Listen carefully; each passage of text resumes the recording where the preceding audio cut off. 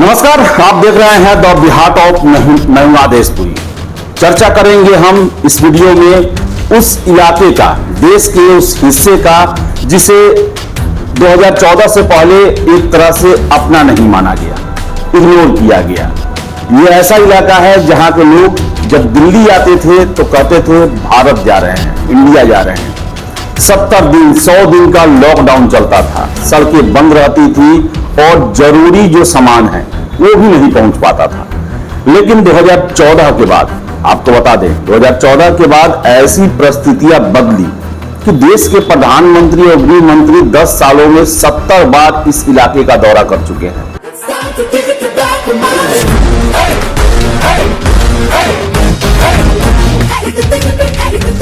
जब से नरेंद्र मोदी सरकार आई 2014 से, तब से हमने पूर्वोत्तर के विकास को एक चरणबद्ध तरीके से आगे बढ़ाने के लिए किया है। आज पूर्वोत्तर तैयार है, इसको स्वीकार कर आर्थिक विकास का एक बहुत बड़ा, देश के आर्थिक विकास का कंट्रीब्यूटर बने। मित्रों, हमने 3 ई को पूर्वोत्तर के विकास के लिए 3 ई में सारी बात को समराइज किया है। एम्पैथी, एम्पावरमेंट और इनेबल। ये 3 ई के साथ हम आगे बढ़ना चाहते हैं। यहाँ सारे विवादों को समाप्त करने के लिए हमने बहुत बड़ा इनिशिएटिव लिया है। एक विकसित क्षेत्र बनाकर आजादी के पूर्व के जीडीपी के योगदान को वापस लाना है।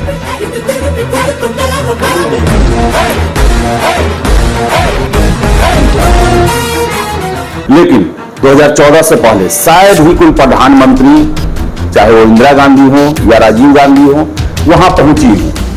आपको बता दें कि पिछले 10 सालों में पूर्वोत्तर भारत, यानी कि जो 7 राज्य हैं जिन्हें 7 सिस्टर स्टेट्स कहा जाता है नॉर्थ ईस्ट का, अरुणाचल प्रदेश, असम, त्रिपुरा, नागालैंड, मणिपुर, मिजोरम, सिक्किम, इसका जो विकास हुआ है वो विकास अपने आप में अभूतपूर्व है और वहां के लोगों की जिंदगी काफी आसान हुई है और भारत से उनका एक तरह से कहा जाए तो फिर से सम्मिलन हुआ है।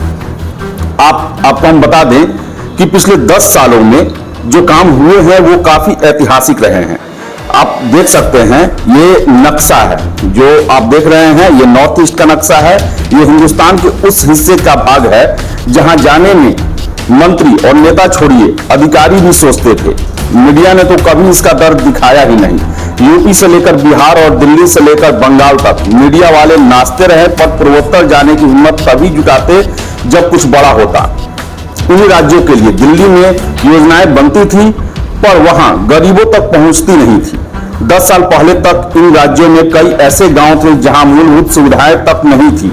पूछने पर अधिकारी ये कहकर टाल देते थे कि सर, ये तो दिल्ली से बहुत दूर है। और ये जवाब जब मोदी जी ने सुना तो उन्होंने जो किया उसका किस्सा बेहद दिलचस्प है।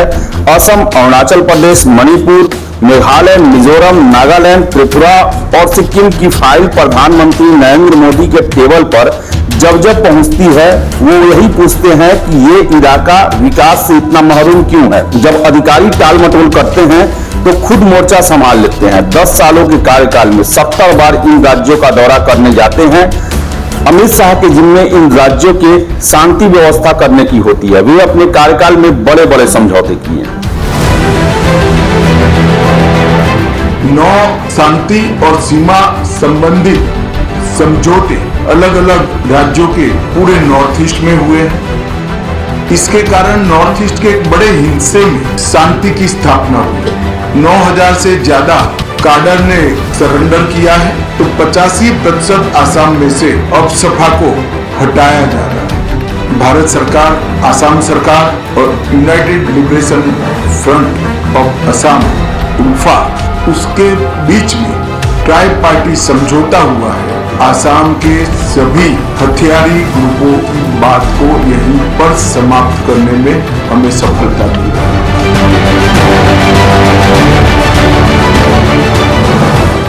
जनवरी 2020 में त्रिपुरा, मिजोरम, केंद्र सरकार और ब्रू समुदायों से जुड़े प्रतिनिधियों के बीच समझौता हुआ। समझौते के तहत उन्हें त्रिपुरा में ही बसाने का निर्णय लिया गया।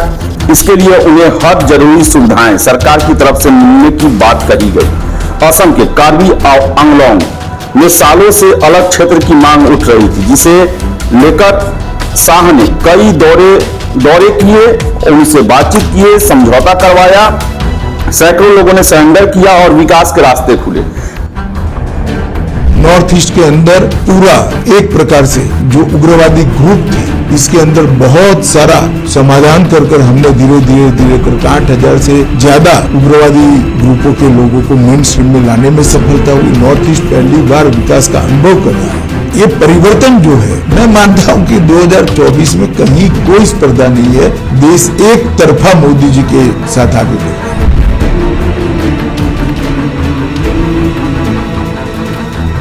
केंद्र सरकार और United Liberation Front of Assam यानी उल्फा के अरविंद राजखोवा के नेतृत्व वाले गुट के बीच शांति समझौता हुआ।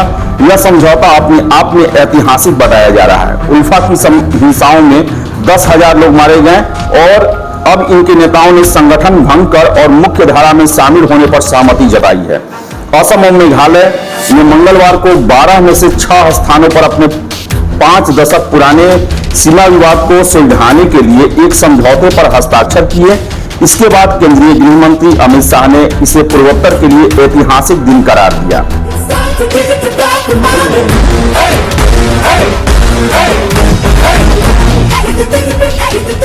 जब से नरेंद्र मोदी सरकार आई 2014 से, तब से हमने पूर्वोत्तर के विकास को एक चरणबद्ध तरीके से आगे बढ़ाने के लिए किया है। आज पूर्वोत्तर तैयार है, इसको स्वीकार कर आर्थिक विकास का एक बहुत बड़ा देश के आर्थिक विकास का कंट्रीब्यूटर बने। मित्रों, हमने 3 ई को पूर्वोत्तर के विकास के लिए 3 ई में सारी बात को समराइज किया है। एम्पैथी, एम्पावरमेंट और इनेबल। ये 3 ई के साथ हम आगे बढ़ना चाहते हैं।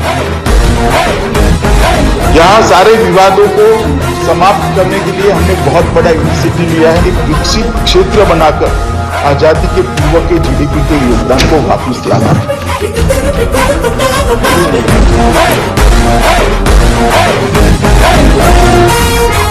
ये वो समझौते हैं जिनकी वजह से पूर्वोत्तर के कुछ इलाकों का विकास तेजी से होगा। अगर ये पहले होते तो शायद नॉर्थ ईस्ट की रफ्तार भी उतनी ही तेज होती जितनी बाकी राज्यों के विकास की है। पर राहुल गांधी हो या विपक्ष के बड़े नेता, उन्हें इन बातों से ज्यादा ये कहने में मजा आता है कि चीन ने पूर्वोत्तर में हमारी जमीन कब्जा ली है और प्रधानमंत्री कुछ नहीं कर रहे हैं, जबकि सरकार बार बार ये कहती है ये सरासर झूठ है। जब आप भारत बॉर्डर तक अपनी सेना की पहुंच आसान बना रहे हैं, बीते 10 सालों में इन इलाकों में इंफ्रास्ट्रक्चर बढ़ा है, तो फिर ये कैसे संभव है? मोदी ही नहीं, देश के कोई भी प्रधानमंत्री होगा तो अपने देश की जमीन 1 इंच भी नहीं जाने देगा और जाने भी नहीं देना चाहिए। पर यह अफसोस की बात है, हमारे देश के 7 राज्यों में 7 दशक के बाद विकास की ब्यार पहुंची है।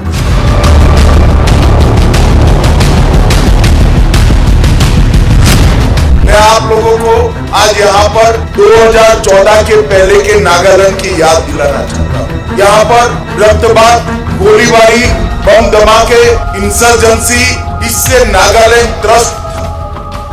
इन 9 साल में पूरे नॉर्थ ईस्ट के अंदर शांति स्थापन के लिए बहुत सारा काम किया। नॉर्थ ईस्ट की हिंसक घटनाओं में 70% कमी आई। सुरक्षा बलों की मृत्यु में 60% कमी आई। और सबसे महत्वपूर्ण बात है कि नागरिकों के मृत्यु में, नॉर्थ ईस्ट के लोगों के मृत्यु में 83% की कमी आई है, जिससे नॉर्थ ईस्ट सुरक्षित। पूर्वोत्तर के कई हिस्से पहली बार रेल सेवा से जुड़े। आजादी के 67 साल बाद मेघालय भारत के रेल नेटवर्क पर आया। नागालैंड को 100 साल बाद अपना दूसरा रेलवे स्टेशन मिला। पहली मालगाड़ी मणिपुर के रानी गाइदिंग्लू रेलवे स्टेशन पहुंची। पूर्वोत्तर को अपनी पहली सेमी हाई स्पीड ट्रेन मिला। सिक्किम को पहला हवाई अड्डा मिला। उड़ान योजना के तहत हवाई अड्डों की संख्या 9 से बढ़कर 17 हो गई।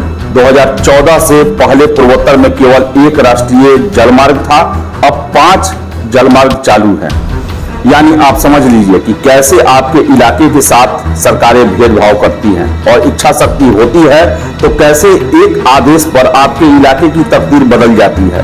आपके इलाके में कितना बदलाव आया या आप सरकार से क्या चाहते हैं, कमेंट करके जरूर बताएं, ताकि पूर्वोत्तर के राज्य आपके इलाके की परेशानी दूर हो सके। तो आपको बता दें कि ये रही है नरेंद्र मोदी की उपलब्धि पूर्वोत्तर के राज्यों को लेकर। आपको बता दें कि असम का जो ब्रह्मपुत्र नदी पर बना हुआ भूपेन हजारिका जो ब्रिज है, वो असम और अरुणाचल के बीच में एक लिंक रोड है, जिसे नरेंद्र मोदी के कार्यकाल में पूरा किया गया। और इसके बाद असम के तिनसुकिया जिले और अरुणाचल प्रदेश के जो जिले हैं, उनके बीच में 5 घंटे जो समय लगता था, वो महज 15 से 20 मिनट में पूरा होता है। मोदी जी ने सरकार बनने के बाद दूसरे ही दिन से नॉर्थ ईस्ट और भारत के अन्य हिस्सों पर जो दूरियां थी, वो दूरियां मिटाने के लिए एक कार्य योजना बनाई। मोदी जी ने एक और तो विकास का एजेंडा हाथ में लिया, नॉर्थ ईस्ट के इंफ्रास्ट्रक्चर के डेवलपमेंट के लिए लाखों करोड़ों रुपया मोदी जी ने खर्च किया। एक कांग्रेस पार्टी थी तब नॉर्थ ईस्ट का पूरा ताना बाना बिखेरने का। सैकड़ों हथियारी ग्रुप बन चुके थे, जो हथियारी ग्रुप पूरे देश के खिलाफ। अरुणाचल प्रदेश, असम के विभिन्न इलाकों में बहुत बड़े लेवल पर इंफ्रास्ट्रक्चर के कार्य चल रहे हैं, और वहां पर मोदी सरकार की समृद्धि जो है, जो किए हुए कार्य जो हैं, वो आप देख सकते हैं, और रेलवे स्टेशन से ही देख सकते हैं। आपको बता दें कि नॉर्थ ईस्ट जो है काफी संभावनाओं से भरा हुआ इलाका है, जहां से पहली बार देश को तेल मिला, जहां से बड़े मात्रा में चायपत्ती मिलता है, कोयला मिलता है। उसे कांग्रेस की सरकार ने पिछले लगभग 50-60 सालों से इग्नोर करके रखा था, लेकिन 2014 के बाद इन इलाकों की सूरत बदली और लोगों ने भी जन समर्थन दिया। आज नॉर्थ ईस्ट में देखें तो बीजेपी को बहुत बड़ा जन समर्थन मिला हुआ है, और वहां के लोग इंतजार कर रहे हैं कि 2024 में फिर से एक बार मोदी सरकार आए और पूर्वोत्तर की विकास की जो धारा बह रही है, उसकी रफ्तार और तेज हो। तो फिलहाल इस वीडियो में इतना ही। वीडियो पसंद आया लाइक शेयर करें, हमारे चैनल द बिहार टॉप को सब्सक्राइब जरूर कर लें। धन्यवाद।